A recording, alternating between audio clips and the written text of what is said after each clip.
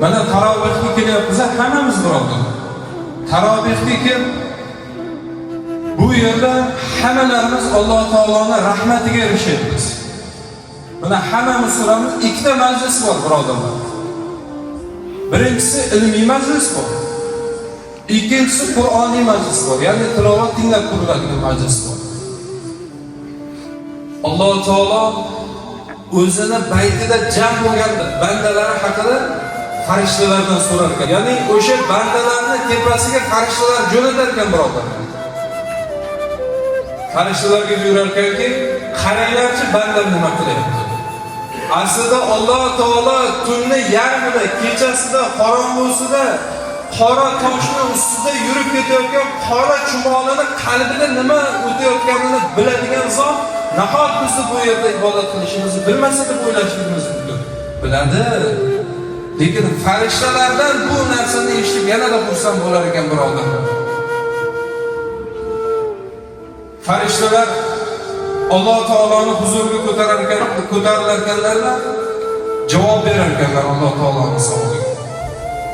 Ey Alloh, bandalaring seni baytingda turib ilmiy majlis qilishyapti yoki Qur'on tilovat qilishyapti deb. Alloh taolo yana so'rar ekan. Bandalarim nimani so'rayapti mendan? Farishtalar aytar ekanki, ey Alloh, sendan bandalaring jannatni so'rayapti.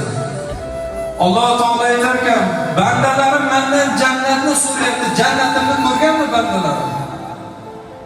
Farishtalar aytar ekanki, yo'q Alloh, jannatingni bandalaring ko'rmagan. Agar jannatimni ko'rganda nima bo'lardi deganlarda farishtalar aytar ekanki, yanada qattiqroq so'ragan bo'lardi. Alloh taolo yana farishtalardan so'rar ekan, ey farishtalar, bandalarim mendan nimani panoh so'rayapti mendan? O'shanda farishtalar aytar ekanki, ey Alloh, bandalaring sendan do'zaxning azobidan panoh so'rayapti. Alloh taolo aytar ekanki, meni do'zaximni bandalarim ko'rganmikan? Farishtalar yo'q deb javob beradi. O'shanda Alloh taolo agar do'zaximni ko'rganda nima bo'lardi deb gapiradi. Do'zaximni ko'rganda nima bo'lardi bandalarim? Farishtalar aytadi, ey Alloh, agar bandalaring do'zaxni ko'rganda edi, sendan yig'lab, yolvorib, kechirim so'rab, istig'for aytardi senga derkan. O'shanda Alloh taolo aytarkanki, ey farishtalar, sizlar guvoh bo'linglar. Mana shu bandalarimni gunohlarini afv etdim, hammasini jannatga kiraversam derkan Alloh. Bizlarga vakil bo'lib tushgan farishtalar bizni ismlarimizni tepaga Alloh taoloning huzuriga ko'tarishlar kerak.